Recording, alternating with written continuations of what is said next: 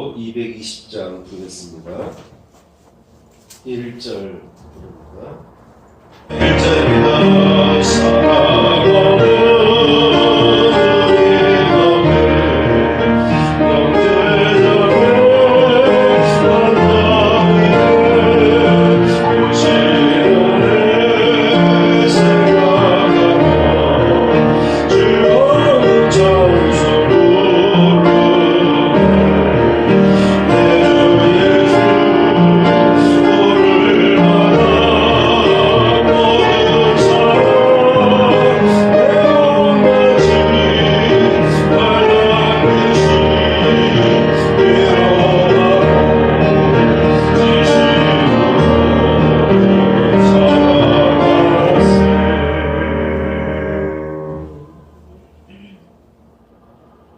교도문입니다. 98번입니다. 내 아들아, 내 아비의 훈계를 들으며 내 어미의 법을 떠나지 말라. 이는 내 머리에 아름다운 관이요 내 목에 금사슬이니라. 너를 낳은 아비에게 청조하고 내 늙은 어미를 경히 여기지 말지니라. 내 부모를 즐겁게 하며 너를 낳은 어미를 기쁘게 하라. 자녀들아, 주 안에서 너희 부모에게 순종하라. 이것이 옳으니라. 내 아버지와 어머니를 존경하라. 이것은 약속 있는 첫 계명이니 이로써 내가 잘되고 땅에서 장수하리라. 아멘. 자리에 앉습니다. 죄악이 나를 이겼사오니 우리의 허물을 주께서 사하시리이다. 주께서 택하시고 가까이 오게 하사 주의 뜰에 살게 하신 사람은 복이 있나이다. 아멘. 찬송 559장입니다.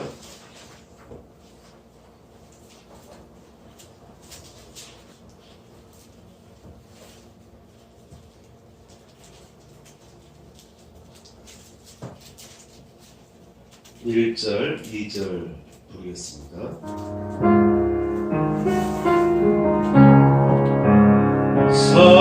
사절에 못알아 묶어있고 하나님 아버지 오셨으니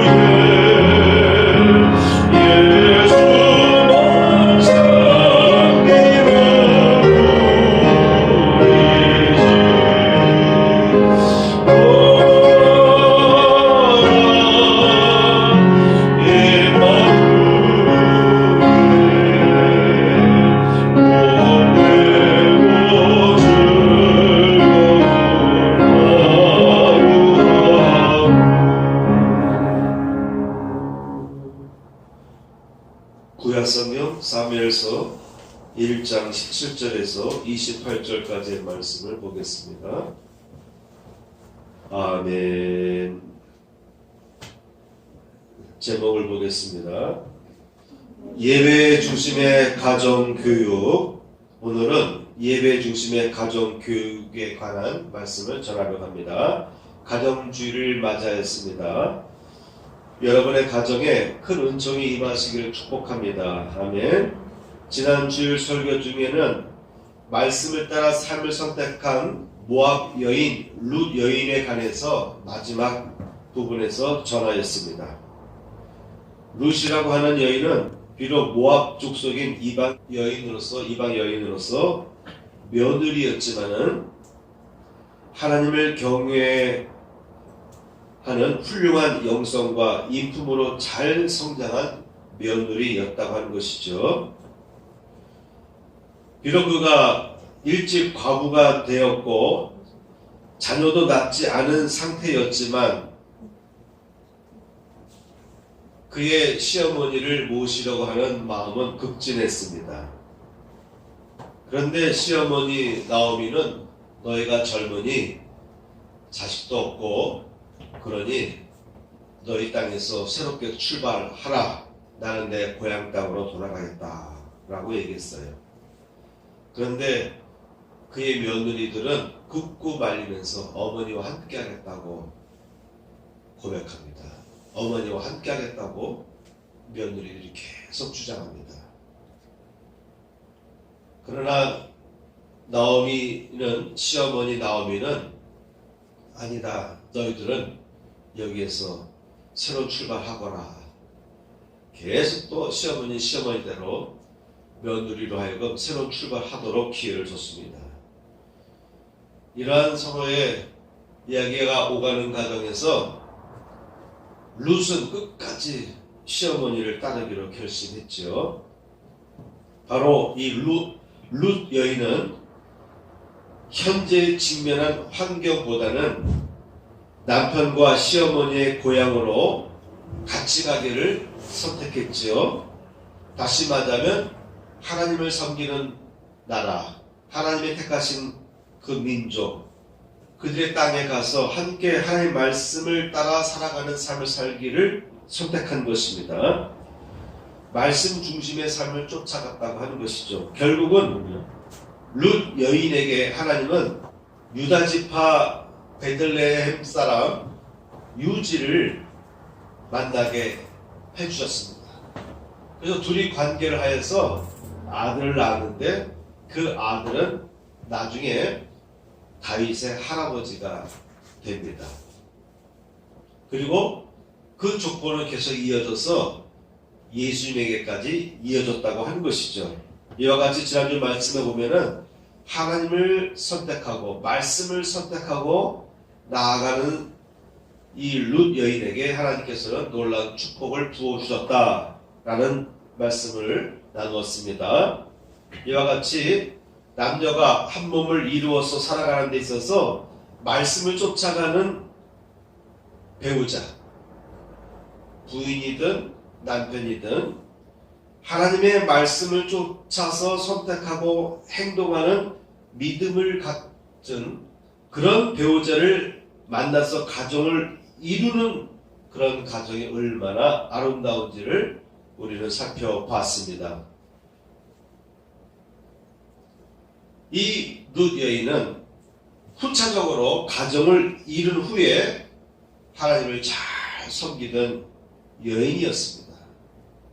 사람은 어릴 때부터 신앙생활로 잘 다져져서 훌륭한 영성의 인품을 갖춘 사람도 있지만 어떤 사람은 하나님을 모르던 상태에서 뒤늦게 예수님을 영접하고 신앙생활을 잘하는 그런 분들도 있습니다. 어쨌든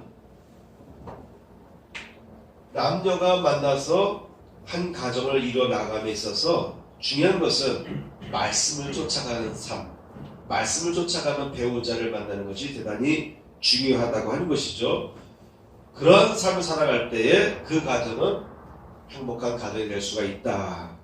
그러한 이야기를 나눴습니다. 오늘은 이어서 사무엘의 부모님에 관한 이야기를 나누려고 합니다. 사무엘의 부모님은 아버지가 엘가나였습니다. 어머니는 한나였습니다. 엘가나는 레위 지파에 속한 후손이었습니다. 그러나 성경을 엄밀히 따져보면은 레위 지파 중에서 아론의 자손들만이 제사장이 될 수가 있었어요. 그런데 나중에 보면은 엘가나와 한나에 의해서 낳은 사무엘이 이스라엘의 제사장이요 선지자 역할을 감당하는 것을 보게 됩니다. 때에 따라서 하나님께서는요 정해진 규칙을 벗어나서 하나님께서 택할 자를 택하시고 복을 줄 자를 복을 주는 그런 내용들이 성경 곳곳에서 자주 나오는 것을 우리는 볼 수가 있습니다.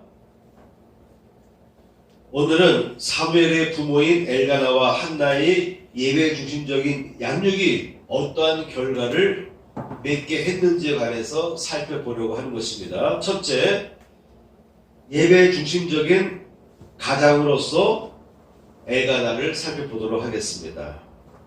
이 엘가나는 사무엘상 1장 1절에서 5절 내용을 살펴보니까 온 가족이 매년 실로 성막으로 올라가 예배를 드렸다라는 내용을 볼 수가 있습니다.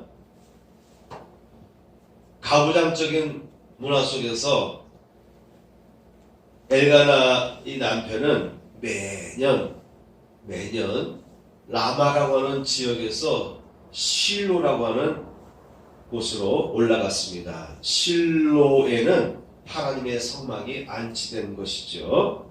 매년 실로에 있는 성막으로 올라가서 예배를 드렸습니다.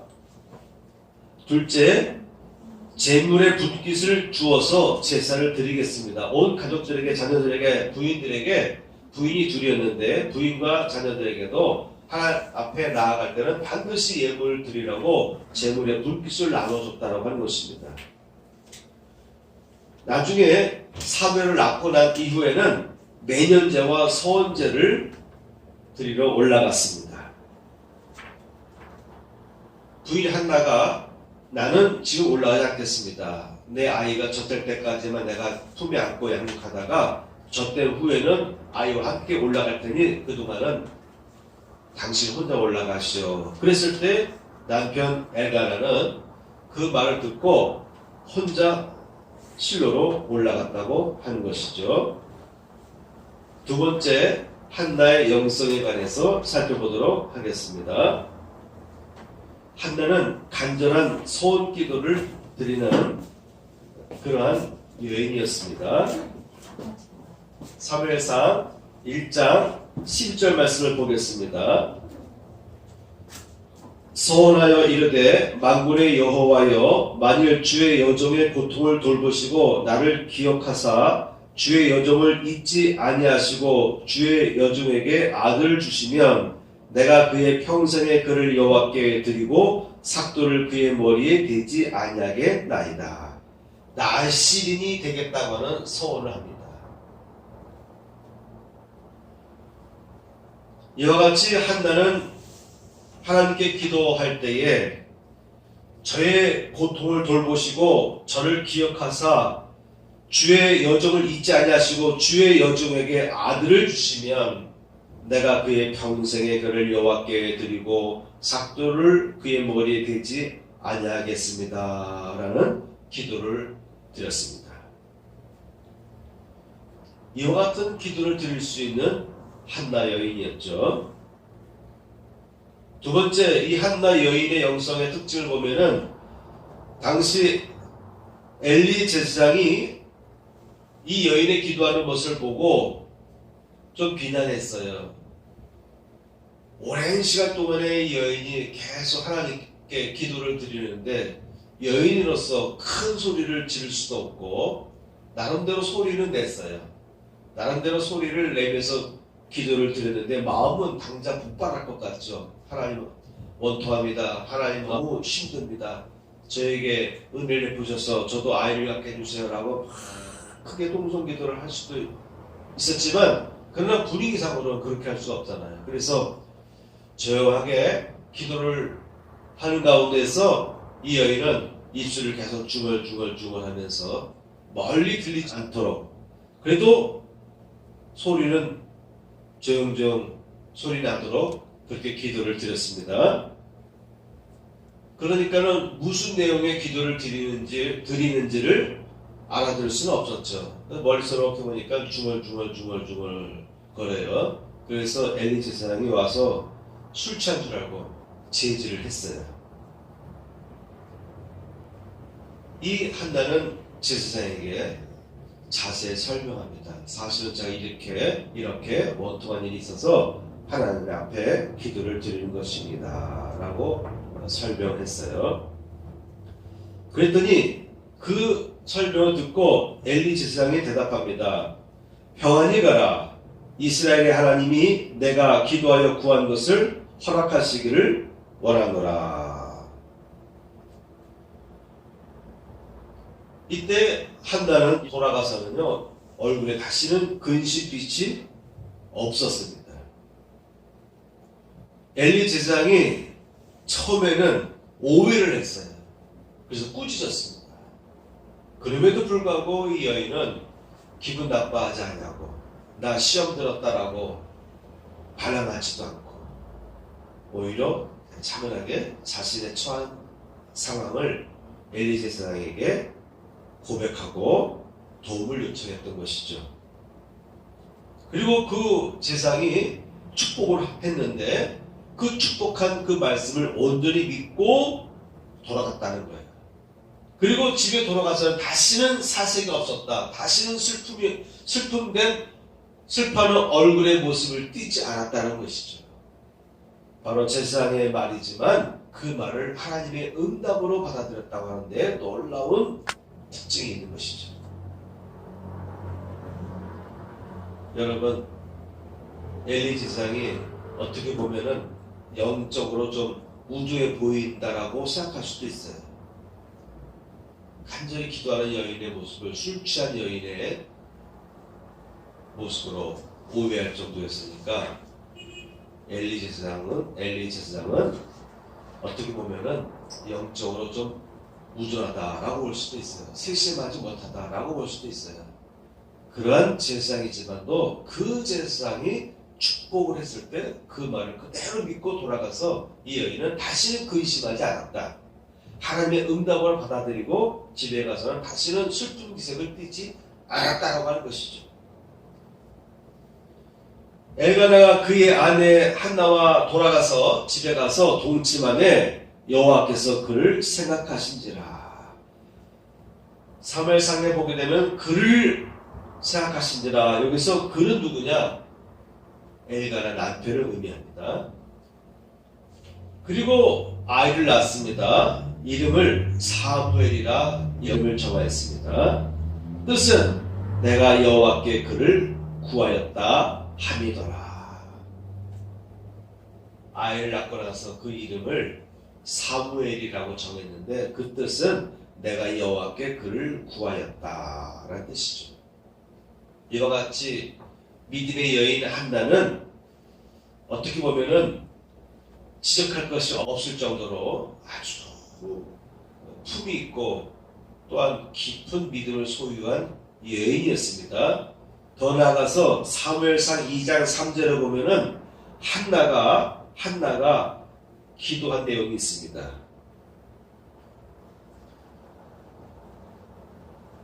아들 사무엘을 하나님께 드리고 성전에 거하도록 평생 여호와의 성전에서 섬기도록 엘리 제사장에게 맡긴 후에 한나는 이렇게 기도를 합니다. 다 읽을 수는 없고요. 사무엘상 2장 6절에서 8절을 보시기 바랍니다. 6절 여호와는 죽이기도 하시고 살리기도 하시며 수월에 내리기도 하시고 거기서 올리기도 하시는도다. 사람을 죽이기도 하고 살리기도 하신다. 수월이라는 것은 땅 깊은 곳을 의미합니다. 그래서 무덤을 의미하기도 하고 죽음을 의미하기도 하고 또 저 밑에 있는 영적인 암흑의 장소를 의미하기도 합니다. 성경에 보면은 스올이라고 하면은 음부를 의미하는데 지옥을 의미하기도 해요. 저 깊은 곳, 어두운 곳을 의미하기도 합니다. 스올에 내리기도 하시고 거기서 올리기도 하시는 하나님을 한나는 믿고 있었어요. 죽은 사람도 살아난다. 이와 같은 확신을 갖고 살아간 사람이 바로 이 한나라는 여인이었습니다. 7절입니다.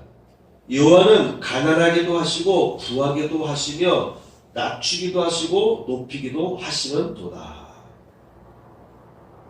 사람으로 하여금 가난하게도 하고 부하게도 하시는 분이 하나님이시다라고 하는 것을 이 한나 여인은 깨달았어요.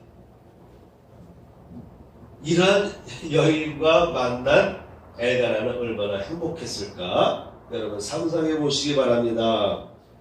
여러분 이런 믿음이 있어야 돼요. 하나님은 가난하게도 하시고 부하게도 하시는 분이시다. 이걸 깨달으면요, 세상을 살아감에 있어서 너무 욕심내지 않게 되고 너무 내 뜻대로 하려고 고집하지도 않게 됩니다.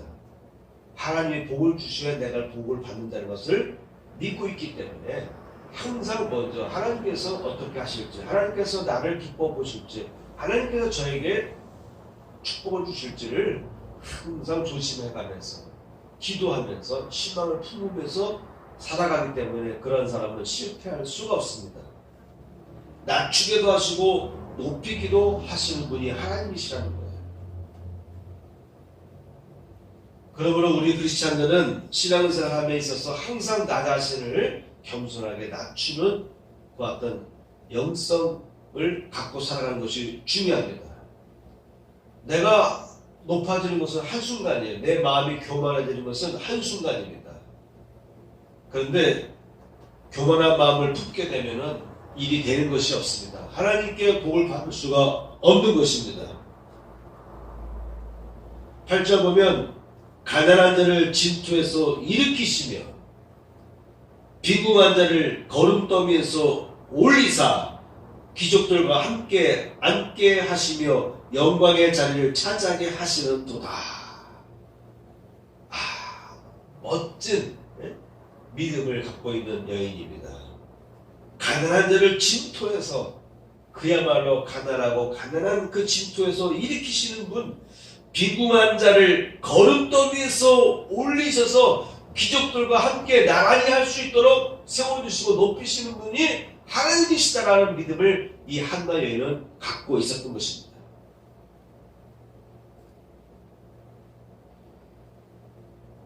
세 번째입니다. 이 한나는 자신이 서원했던 내용을 그대로 이행하는 여인이었습니다. 여러분 신앙생활 하려면요, 첫째, 이성적인 사리 분별력이 반드시 있어야 됩니다. 신앙이 좋다는 말은 맹목적으로 믿고 추구해 가는 사람들을 의미하는 것이 아닙니다. 사람은 누구나 다 이성적인 존재이기 때문에 이성적인 사리 분별력을 기본적으로 갖고 살아가야 됩니다.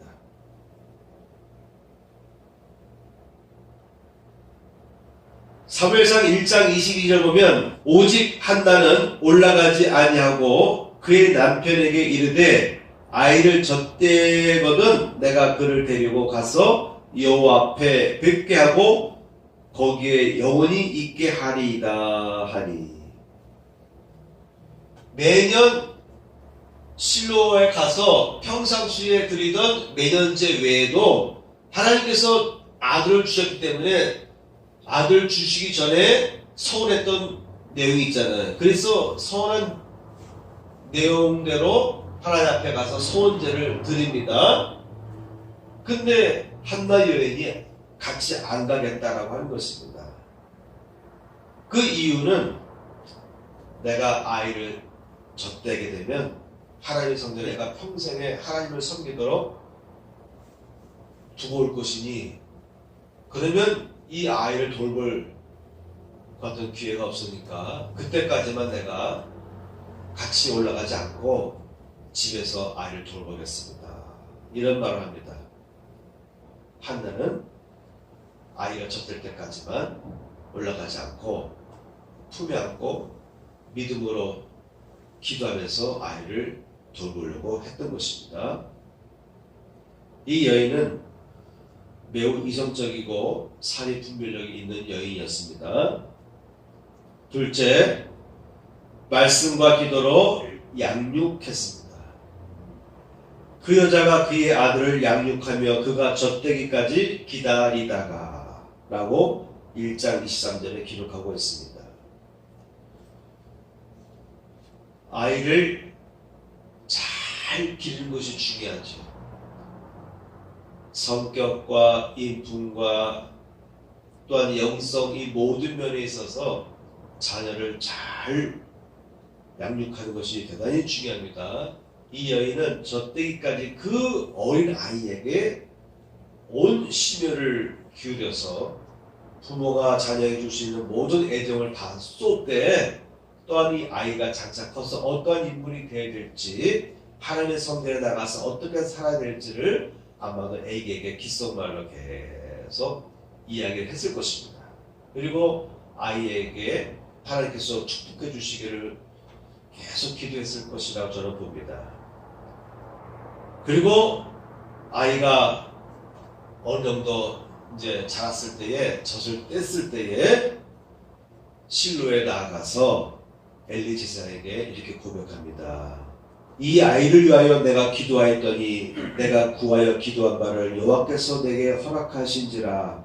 그러므로 나도 그를 여호와께 드리되 나의 평생을 여호와께 드리나이다 하고 그가 거기서 여호와께 경배하니라.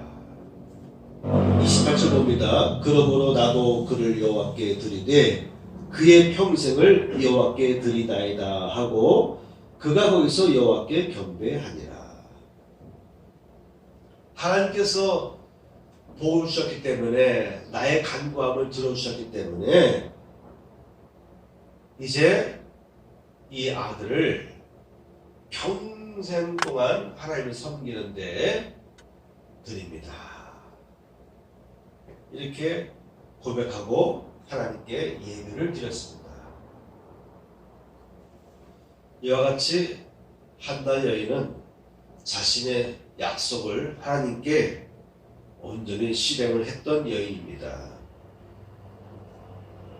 그리고 이 여인은 이기적인 감성을 다스리고 극복하였습니다. 어린 아이를 실로에 있는 성소에 두고 온다는 것이 보통 마음이 아니고서는 강한 결심이 아니고서는 그렇게 할 수가 없어요. 그런데 자신이 아이를 데리고 가서 엘리 제사장에게 이 아이를 돌봐주세요 하고 돌아왔다고 하는 것입니다.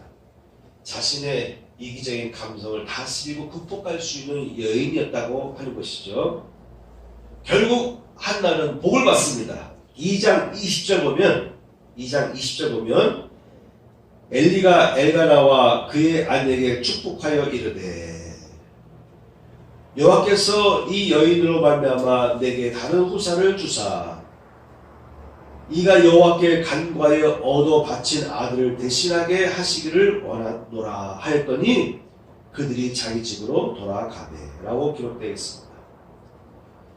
아들을 실로에 있는 하나님의 성전에 두고 온 이후로 이 여인은 매년 남편과 같이 실로로 올라갑니다. 그때 남편과 같이 올라가서 작은 겉옷을 지어서 그의 아들에게 주고 돌아옵니다. 물론 돌아올 때도 아이에게 나름대로 사랑을 베풀고 애정을 베풀고 그리고 또 성수에서 제사장의 말을 잘 따르라고 이렇게 권하였겠죠. 그런 모습을 본 엘리 제사장이 또 한 번 감동을 받습니다. 그래서 엘리 제사장이 다시 한번 축복을 하는 거예요. 여호와께서 이 여인들을 말미암아 내게 다른 후사를 주사 이가 여호와께 간구하여 얻어 바친 아들을 대신하게 하시기를 원하노라.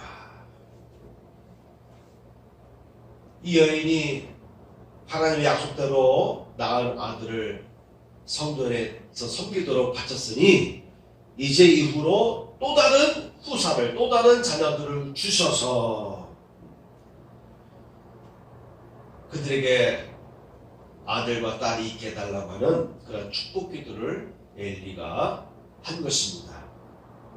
21절 보면 여호와께서 한나를 돌보시사 그로 하여금 임신하여, 1장에서는 그를 생각하사라고 하는 것은 그는 아마도 엘가나를 의미하는 것 같습니다. 그런데 21절에 나와 있는 내용을 보게 되면 직접 여호와께서 한나를 돌보시사 그로 하여금 임신하여 세 아들과 두 딸을 낳게 하셨고 아이 사무엘은 여호와 앞에서 자라니라, 이렇게 기록되어 있습니다. 하나님께서 한나를 돌아봤습니다. 어떻게 낳은 아들인데 이 아이를 내가, 이 피부치 아이를 저때 후에 실로에서 홀로 있게 할까? 그것을 생각할 때 어미 입장에서는 감당할 수가 없었을 거예요. 그럼에도 불구하고 이 여인이 약속을 실천했을 때, 그리고 매년 올라와서 아이를 돌보고 가는 것을 보고 엘리 제사장은 친근히 여겼어요. 그래서 축복 기도를 한 것입니다. 또다시 후손을 주시옵소서. 엘리 제사장의 축복대로 이 여인은 다시 아이를 갖게 되는데 무려 세 아들을 낳고 두 딸을 낳았다라고 성경은 기록하고 있습니다. 이와 같이 여러분, 신앙생활 때 보면은 어떻게 보면은 손해 보는 것 같아요. 너무 지나치게 손해 보는 것 같아요. 그런데 나중을 보게 되면 하나님은 절대 사람을 매몰차게 몰아치는 분이 아니라고 하는 것을 우리는 알 필요가 있어요. 사람이 그만큼 자기를 비우고 자기가 손해보는 것 같은 신앙의 길을 걸어가는 모습을 보시고 하나님께서는요 갑절로 축복해 주십니다. 그 마음을 본 거예요. 그 정신을 본 거예요. 아이를 갖고 싶어도 갖지 못해서 첫째 부인에게 늘 이렇게 구살이 받고 멸시당하던 그런 상황에서 나중에는 세 아들과 두 딸을 더 낳게 하셔서 행복한 삶을 살아갈 수 있도록 하나님은 복의 복을 더하셨다고 하는 것입니다. 이처럼 신앙의 길을 걷다 보면 때에 따라서는 손해보는 것 같을 때가 있어요. 그렇지만 여러분, 그러한 생각을 넘어서야 됩니다. 손해보는 것 같지만, 미련해 보이는 것 같지만, 그래도 나중에 보면은 그게 다 하나님께서 축복해 줄 수 있는 조건들이 되는 거예요. 하나님을 기쁘게 하는 그런 삶을 살아감에 있어서 어떻게 보면 인간적으로 이거 너무한 거 아니야? 내가 그렇게까지 할 필요가 있을까? 라고 생각할 수도 있었지만은, 그렇지만 가만히 따져보면은 아이 낳지 못하여서 멸시받는 상황에서 아이를 낳게 했으니 그것조차도 감사해서 하나님께 자신의 서약한 내용을 실천해 나가는 모습을 보시고 엘리 제사장도 치근히 여기고, 그래서 축복 기도를 할 수밖에 없었고, 또 하나님은 그 엘리 제사장의 축복한 내용을 그대로 부어주시는데 넘치는 복을 주셨다고 하는 것입니다. 더 나아가서 사무엘은 성장하면서 복을 받게 됩니다. 2장 28절에 보게 되면 아이 사무엘이 점점 자라매 여호와와 사람들에게 은총을 더욱 받더라. 여러분, 아기 때의 모습, 어린아이 때의 모습, 또한 소년일 때의 모습, 청소년일 때의 모습들을 이렇게 단계별로 볼 때에 사무엘은 점점 자랄수록 하나님께로부터 또한 사람들에게 은총을 더욱 받으며 살아갔다라고 하는 것입니다. 이와 비슷한 이야기가 있어요. 예수님의 경우를 보면은 누가복음 2장 40절 보면은 아이가 자라며 강하여지고 지혜가 충족하며 하나님의 은혜가 그 위에 있더라. 아이가 자라면서도 하나님의 은혜가 그 위에 계속 임하는 것을 주변 사람들이 봤다라고 하는 것입니다.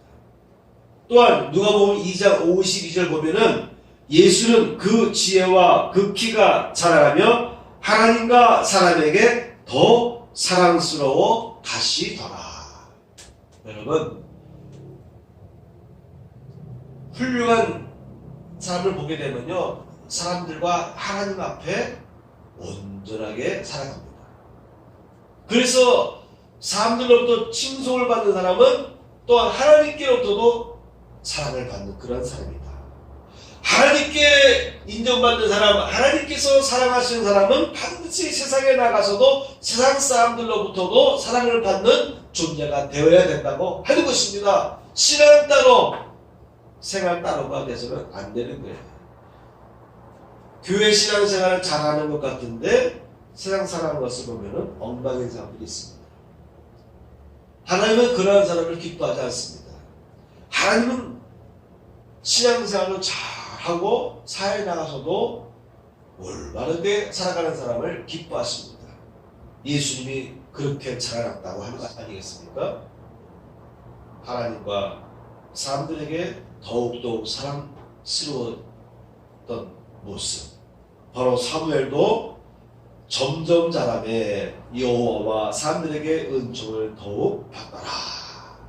여러분, 이와 같은 자녀를 양육하기를 축복합니다. 아멘. 여러분들의 자녀에게 이러한 자녀들이 자라나기를 축복합니다. 앞으로 살아가는 인생에 있어서 가정을 꾸려나가는 그 비전 속에 이와 같은 모습들이 여러분들의 마음속에서 잉태되기를 축복합니다. 아멘. 둘째, 사무엘은 순종하는 사람입니다.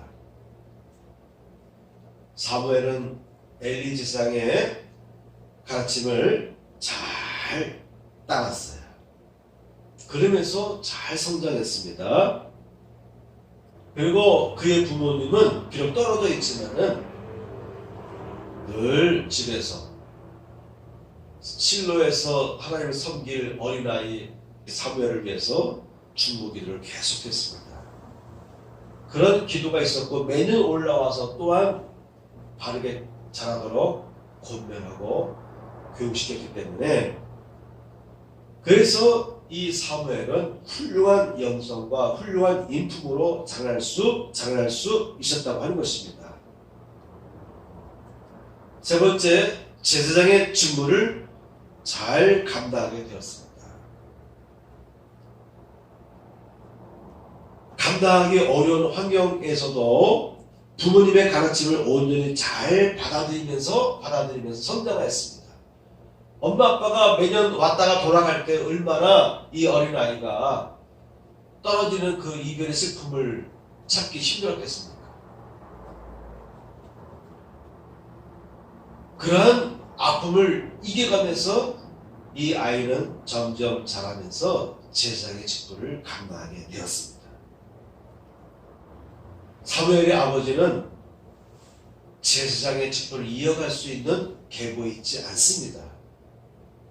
아론의 계보에서 벗어났습니다. 그럼에도 불구하고 사무엘은 제사장의 직분을 감당할 수 있게 되었습니다.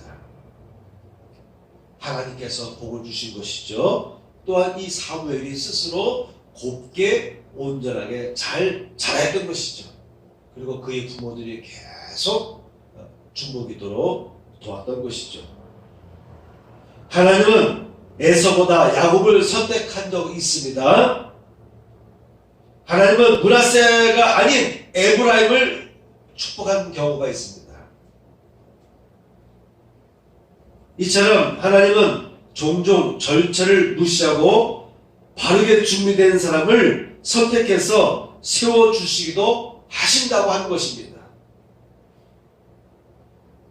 이 사무엘은요, 이스라엘의 마지막 사사로서 쓰임을 받았습니다. 그리고 이스라엘 초대 왕인 사울 왕에게 기름을 부어서 최초로 왕으로 등장하게 하도록 기름을 부었습니다. 안수 기도를 해줬습니다.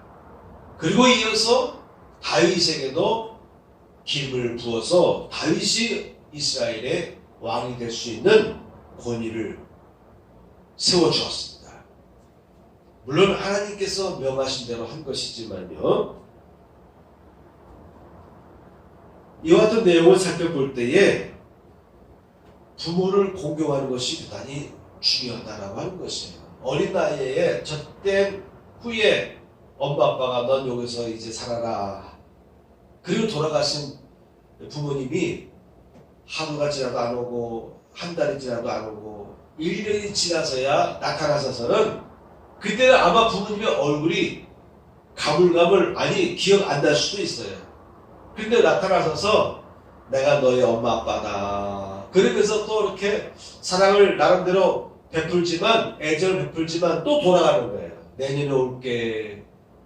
하염없이 또 1년의 세월이 흘러야 됐고 그렇지만도 이 어린 사무엘은 부모님을 원망하지 않습니다.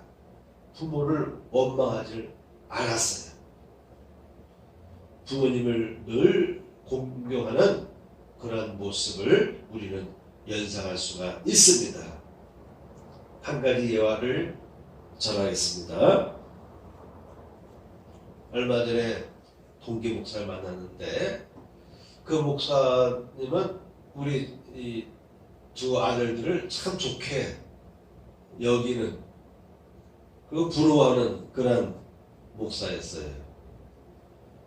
틈만 나면 큰아이도 자신이 이렇게 주변에서 있는 자매들 봐가지고 준비해서 해주려고 하면 열심히 노력하는 그런 친구인데 그 친구가 하는 얘기가 저희 동기 중에 어떤 동기가 있는데 그 동기는 지금 선교사로 활동하고 있어요. 태국에 있는 선교사로. 근데 선교사로 사역을 하는데 혼자가 있어요. 사모님은 같이 가지 않고 서울에 남아 있어요.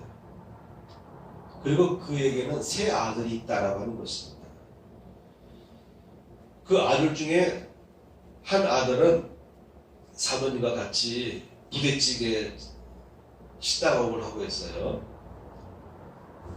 그러한 사업을 통해서 아마도 선교 사역에 투어를 하고 있는 것 같은데 나머지 두 아들은 한 아들은 코딩이라는 거 컴퓨터 프로그램 그런 기술자가 돼서 중소기업에서 열심히 일하고 있다라고 합니다.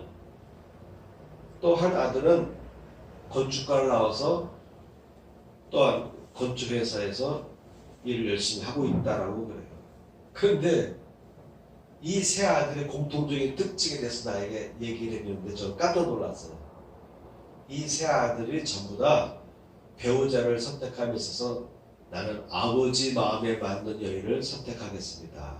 라고 했다는 거예요. 여러분 이게 이해가 됩니까? 상상이 됩니까? 어떻게 다 큰 아들 세 아이들이 농담으로 하는 것도 아니고 진심이래요. 배우자를 만남에 있어서 어떠한 여인을 원하느냐 했더니 아버지 마음에 드는 여인을 배우자로 삼고 싶습니다. 라고 그렇게 얘기한다는 거예요. 음식 장사를 하고 있는 아들이나 건축업을 하고 있는 아들이나 컴퓨터 프로그램에서 코딩 작업을 하고 있는 그 아들이나 다 큰 세 아들들이 그런 생각을 하고 있대요. 저는 그 얘기 듣고 깜짝 놀랐어요. 오늘날 시대에 과연 그런 아이들이 있을까? 그렇게 생각하는 아이들도 있다. 그런 아이들도 있네. 그렇게 자라나는 아이들도 있구나. 여러분 가정의 날을 맞이해서 부모님들은 부모된 자는 자녀들을 한없이 사랑할 수 있어야 됩니다. 엘가나와 한나처럼 자녀를 잘 양육하고 교육시켜야 됩니다. 온갖 애정을 다 담아서 키우되 아이를 하나님 앞에 반듯하게 자라는 모습으로 양육할 필요가 있습니다. 자녀들은 부모를 공경하라고 하는 10계명의 계명을 온전히 따를 필요가 있습니다. 참 아름다운 모습들이죠. 요새 이 자라는 아이들의 모습에서 그런 모습은 상상할 수가 없는데 그런 애들도 있다. 그렇게 자라난 다 큰 청년들도 있다. 좀 놀랐어요.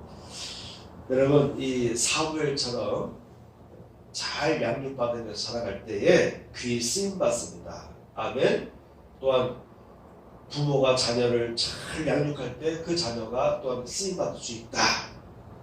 여기서 중요한 것은 믿음의 배우자를 만나는 것이 중요하다. 한나도 훌륭했고 그의 아버지 엘가나도 훌륭했습니다. 그렇죠? 아버지나 어머니나 다 믿음으로 훌륭하고 또한 그들의 성격도 봐도 그들의 모습을 보게 되면 참 이성적이면서도 때에 따라서는 자기의 감성을 극복할 수도 있으면서도 모든 애정을 다 베풀고 또 합리적이고 그리고 약속한 것은 언제 지킬 줄 아는 그런 부모들에 의해서 사무엘이라고 하는 훌륭한 선지자가 세워졌다라고 하는 것입니다. 마지막 반대로 엘리 제사장의 아들들은 타락했습니다. 제사 지낼 때에 하나님의 법대로 재물을 구분하지 않고 소개하지 않고 자기들의 먹고 싶은 대로 살코기를 장들이 먹고 그리고 성도에서도 음란한 일들을 행했어요. 나중에는 하나님께서 심판하시는데 두 아들과 그의 아버지 이 엘리 제사장이 한 달 동시에 죽임을 당합니다. 하나님의 경고에도 불구하고 아버지의 경고에도 불구하고 주변 사람들의 경고에도 불구하고 계속해서 못된 짓을 못된 행각을 벌여나갈 때에 이 두 아들은 전쟁에서 죽습니다. 그리고 이 아들들이 죽었다는 소식을 듣자마자 이 제사장은 의자에서 넘어지는데 목뼈가 부러지면서 죽습니다. 자녀를 바르게 키워야 됩니다. 자녀가 바르게 자라도록 키워야 될 사명이 부모에게 있습니다.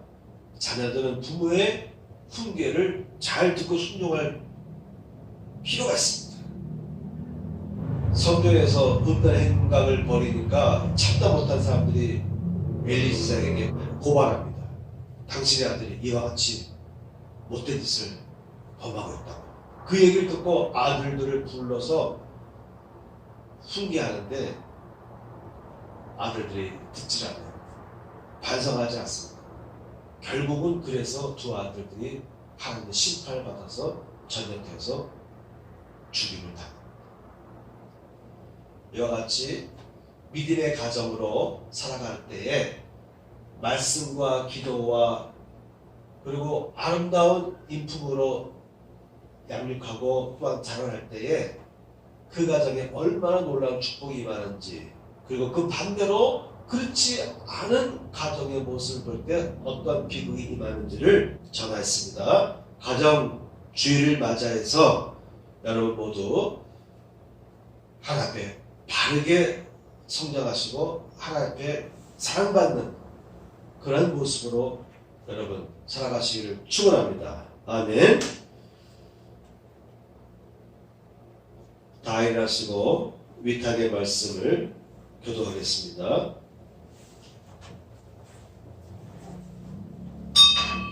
주님은 나의 죄를 속하기 위하여 십자가에서 대신 죽으셨습니다. 주여 내 죄가 사하여졌습니다. 주님은 채찍에 맞으셨습니다. 제가 치료를 받았습니다. 아멘. 일어나셔서 633장 부르고 마치겠습니다.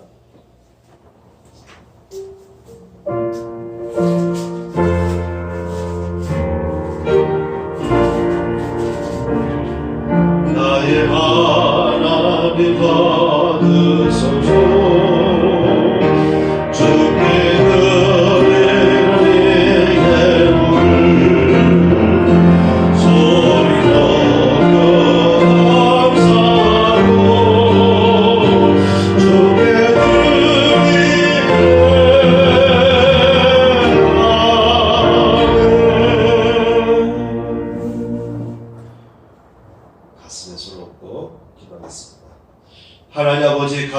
감사합니다. 오늘도 하나님 앞에 드려진 귀한 예물 있습니다. 11조를 드린 가정 위에 11조의 복이 임하게 하여 주옵소서. 감사와 주일로 하나님 앞에 드린 귀한 손길 하나님 흠양하시고 복되게 하여 주옵소서. 이제는 우리 구주 예수 그리스도의 은혜와 하나님 아버지의 극자신 사랑과 성령님의 감동감화 역사하심이 이 자리에 참여한 성도들 위해 함께 하시기를 축원하옵나이다. 아멘.